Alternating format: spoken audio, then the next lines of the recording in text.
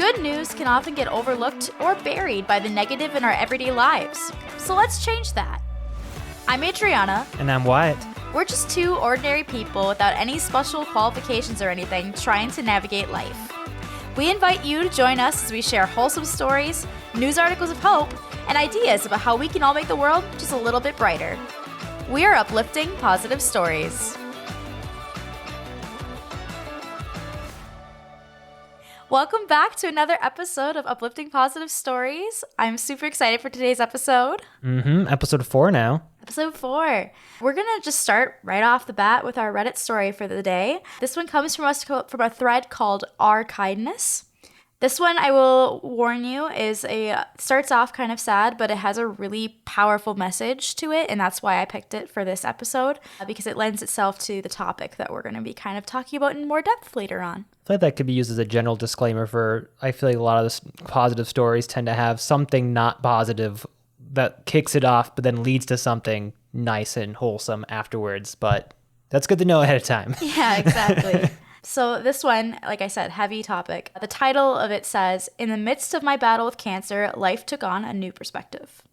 So this says, "The suffering was real and it was relentless, but through it all, I discovered a profound lesson that touched my heart.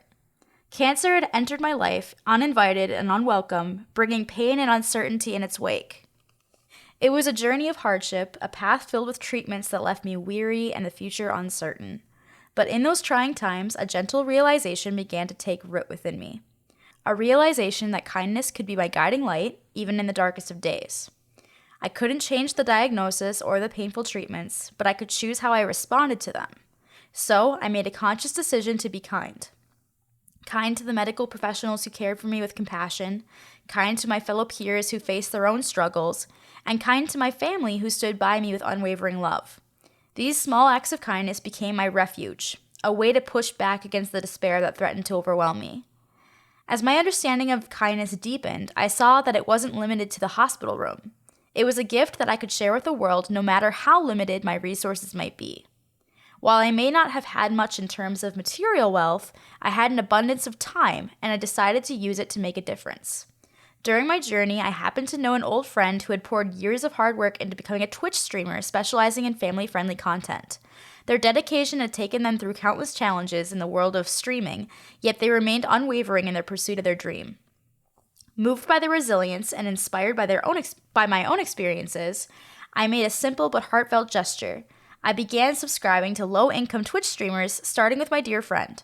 It was a way to show my appreciation for their dedication to bringing joy to others through their streams. As I watched their content and engaged with their community, I realized that my act of kindness had a ripple effect. It wasn't just about financial support, it was about being there, offering encouragement, and spreading positivity in a world that often feels harsh. Through my journey, I learned that life could be a blend of pain and suffering, but it was also a canvas where acts of kindness could paint a much brighter picture. My story, once marked by suffering, had become a source of hope. A reminder that even in the face of sadness, a kind heart can find solace and inspire others to do the same. If you'd also like to share your favorite low-income streamers you would like to support, please reply to this post with a link to their channel. And then the original poster posted a link that has one of their friends' Twitch streams on there. And then, yeah.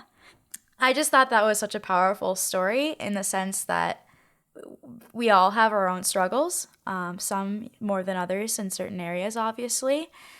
And it can often feel like we don't have control over situations in our life. And I think all of us like having a sense of control. But there's so much that it's not up to us, you know?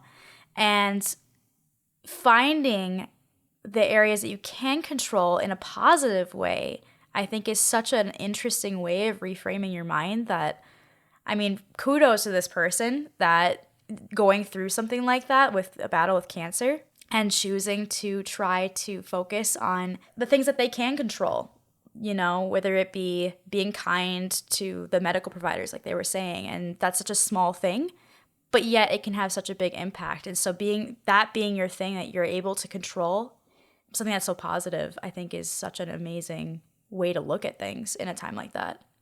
We must protect OP at all costs. They seem like a good one. Right. I mean, and they also mentioned about, you know, not having a lot of resources, and yet, you know, it costs nothing to be kind. It costs nothing to smile at somebody in public. It costs nothing to be kind to your server at a restaurant or to the person that's getting you a coffee at a coffee shop. Just going that extra little distance of that thing you can control, which is, I'm going to be intentional and try to smile today. I'm going to be intentional, and when the server asks, how are we all doing today? Say, great, how about you? And actually check in with them too, because it's little things like that we don't always do, because it's kind of sometimes not something that's on the forefront of our minds in our day-to-day life. But if we can all be a little more intentional with those things, it starts to become a habit, and then you have control over it. It's something that can actually be better for other people in the long run. Mm-hmm. Even if it's like initially it's a little more forced because you're having to make that extra effort. I mean, over time, that eventually just becomes natural for you over time, like building that habit and that foundation, until eventually it just becomes, that's just the norm for you. I mean, I'm sure for a lot of us it already is the norm, but like to go that extra step further, to be intentional about it, especially when you're going through a really rough time, can really help turn things around. It's like I feel there's a lot of debates about this saying, but there's something to be said about the whole fake it till you make it kind of a thing, until eventually it becomes true. Like you just keep acting positive until, act positive, but not like denying the bad things are out there. OP is still dealing with a really trying situation, and it doesn't sound like they're like just ignoring that. They're just choosing to try to be more intentionally positive and kind to others around them and stuff, Exactly. Yeah. I've witnessed this with certain people too, that, like you were saying, kind of the fake it till you make it, by purposely going out of your way to smile at someone or to be polite or to just do an act of kindness to a stranger in like a small way. That can also uplift your spirits in the sense that you might see a reaction too from what you're doing. My grandma was in the hospital, and when she was there, she was just the most polite, friendly client that they had. And so I remember the doctor coming up to us and saying to us, wow, your grandma is so sweet and so kind. She really made our day. And I feel for her for what the situation she's in and stuff. And the fact that she's still smiling and still being friendly despite what she's going through, that really made our day. And I know that, like, if I was my grandma, that would also make my day to know, wow, despite what I'm going through, I was able to make their day, And so that uplifts you too. And that can make your bad situation just a little bit lighter, in the sense that that you made someone's day despite what you're going through. And it makes you stronger through it too. Mm-hmm. And then hopefully, it kind of dominoes from there, and then inspires other people to be kind, and then spreading the kindness, as it were. Going back to the very end of this post, OP talked about the ripple effect, because there are a lot of people that try to, make it big on whether it be Twitch or YouTube or things like that, and showing your support because it's free. You can go and like their video, or you can, comment on their video or their Twitch stream. And, by doing that, it pushes the algorithm, and then they get out there more, and they might get a little income from it. They might not, but it helps them out in what they're trying to pursue, because a lot of them, that's their dream, is to kind of make it big on there, right? So it's just really cool to see that had a ripple effect, and what a cool idea that the OP had, that with limited resources was able to do. Mm-hmm. And if I remember correctly, was the Twitch story, the Twitch streams, like similar kind of like positive kind of, what was the subject matter for the Twitches again? Let me check. Specializing in family-friendly content, OP said. Okay. So not strictly positive like messaging per se, but like it is like, family-friendly, like it's not a downer, like there is something encouraging, like that's the way to, I think there's things out there you can find that, like, again, like just keeps the spiral of like positivity up, like to find those channels that kind of just keep filling the tank full of like good things. Right. Like what OP said, I found another line here. OP said, it was a way to show my appreciation for their dedication to bringing joy to others through their streams. Okay. So. Gotcha. Because I know like you have like different group of people you like to follow and stuff that like just, it's not anything super special, just like day-to-day life, kind of like find the positivity in the day, and that kind of like makes you feel relatable, you feel related to in a sense, but still with that positive upbeat attitude. Exactly. Yeah. So going off of that, the news article that I found for today kind of piggybacks on that idea of taking a bad situation and finding a sense of, I'm going to take this bad situation and I know I had no control over that, but I'm going to make something good out of it. This story was posted on the KETV7 Omaha website, but it's originally by reporter Elise Jones of KOCO5. The title of this story is Man Pays Off Thousands in Students' Lunch Debt to Honor Late Wife. So, the story is about a man who wiped away lunch debt for 20 Oklahoma schools. He started off with paying about $2,000 that helped pay off 130 students' debt that they had for their lunches. And then he kind of just kept going from there. He mentions here that some schools were pulling diplomas and stuff if they're seniors. So we started with seniors first because he thought that was more important. And then from there, he ended up doing the entire school's lunch debt. Time like high schools? Yeah. How big is the student lunch debts? Well, like I said, he started off with about $2,000. It said that the $2,000 went to paying off 130 students' debt. So, I mean, you figure that might be an entire, grade, potentially. I'm not sure how big this school was. But yeah, they are now a little over $40,000 that they have paid in paying off debts. And they're still sitting on $25,000 that they're going to try to use towards that. Oh, wow. But what's cool, so this all started because his wife, Kathy, had passed away. His quote was, "She was a chef, she owned restaurants, and her biggest thing was to feed people." And so he thought this would be a way to kind of fulfill the dream that his wife had of feeding people and doing good in the community. So now they have a place where you can donate money towards that, and then they use all that money to paying off more students' lunch debt. And yeah, it's become a huge thing. I mean, like I said, they have a little over $40,000 that they've paid. And they have another $25,000 that they're planning to use, it sounds like. So, yeah. Wow. That's just crazy. 'Cause it's hard even... I can't even wrap my head around, I know it's a major issue, the whole, cost for lunches in schools and stuff. I know, Minnesota's made some strides of recently to, alleviate that issue so that kids aren't hungry in schools. But, that's still an issue, throughout the country. And, I guess any help is incredible, you know? It's crazy even here. I just feel so awestruck by the amount that needs to be helped. Right. Yeah. I guess I should have mentioned, I don't think I said his name, but the article says, Sean Cummings is traveling across the state to award schools the funds, saying he will continue to do this until the money runs out. So he's literally helping all the schools across Oklahoma that he can, which is amazing because, and the thing is it doesn't say if he's had any kids in these schools or anything. So it's literally just because of his late wife, and he's trying to honor her by doing this. And what a cool way to give back with his wife having passed away. Again, a situation that's terrible and, heartbreaking, and I can't even imagine. But then to take that and say, hey, you know what? I didn't have control of that situation. This happened to me. But here's a way that I can make that situation a little bit better, a little bit brighter by using that emotion that I have in a positive way and making this in her honor as a way to look back on her memory and to have a lasting legacy of all these kids that now don't have any lunch debt. I mean, like they said, they were literally pulling diplomas for the seniors. So this is not just the lunches. It affects a lot of things, for these kids. And so to have that be the legacy and the thing that he looks back, instead of just looking at sadness at the situation of losing his wife, and instead to be like, hey, out of this, there came good, and I have been doing good, that I've been making a lasting impact on others because of this situation, I think is incredibly strong and just amazing.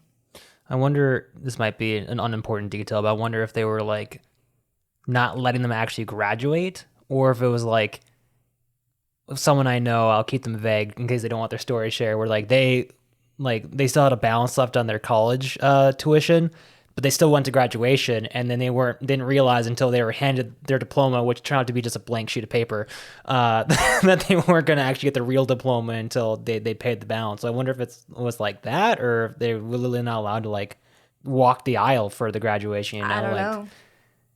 Yeah. That's still crazy though. Yeah, it's crazy. But yeah, to the Reddit post and for the news article today, I'm just amazed. I just think that it's so cool to see examples of people taking something in their life that is just heartbreaking and hard and making it something positive out of it.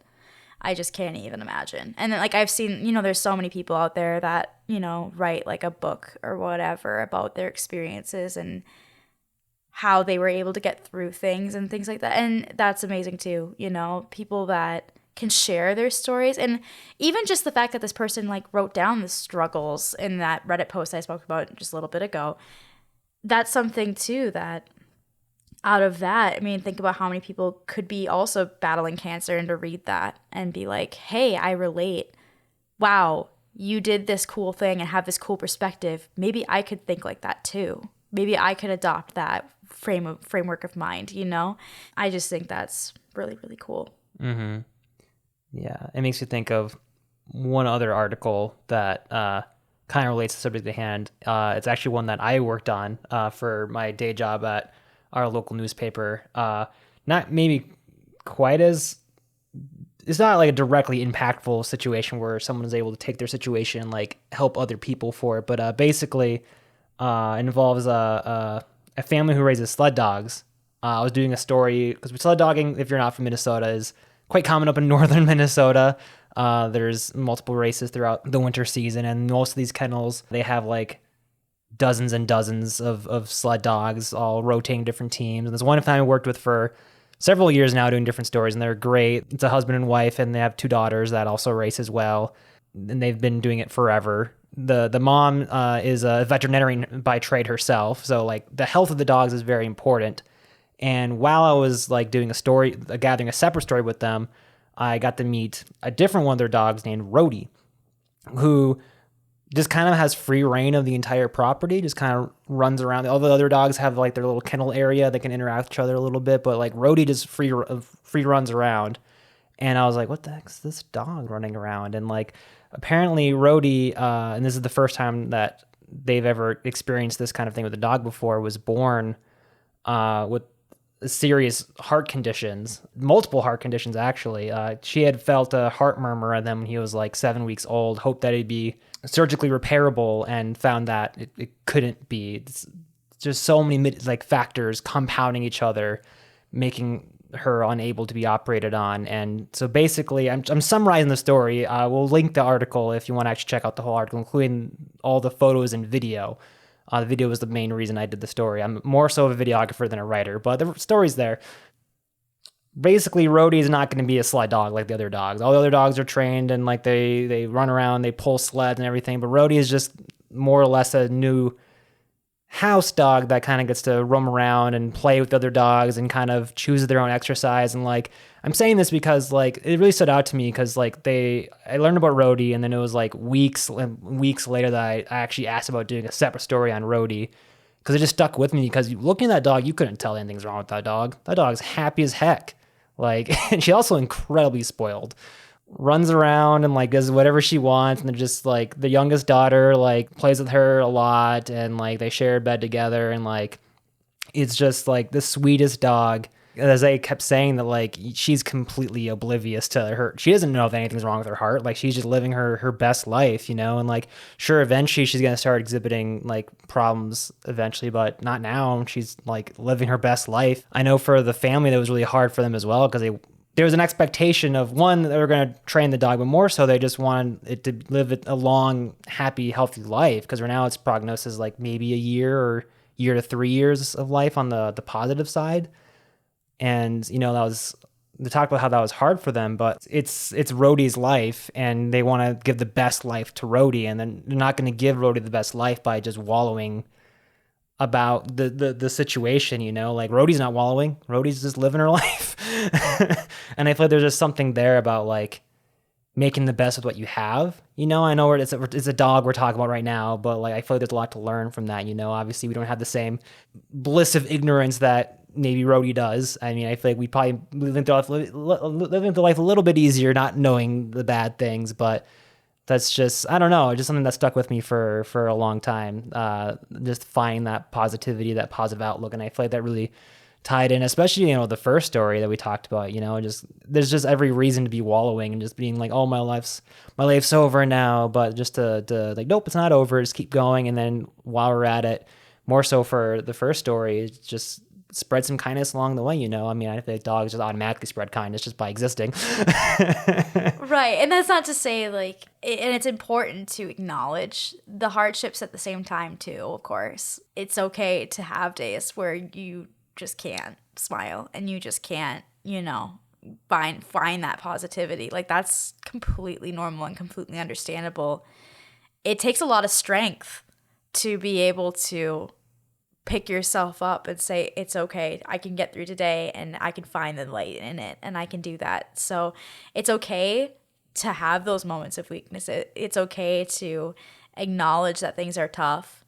It's also, it's an incredible feat to be able to acknowledge that and then take that extra step and say, you know what? Life's trying to get me down. Too bad. I'm going to do this anyways, kind of a thing, you know? And it's kind of a sense of taking that power back and saying, I choose not to let this drag me down.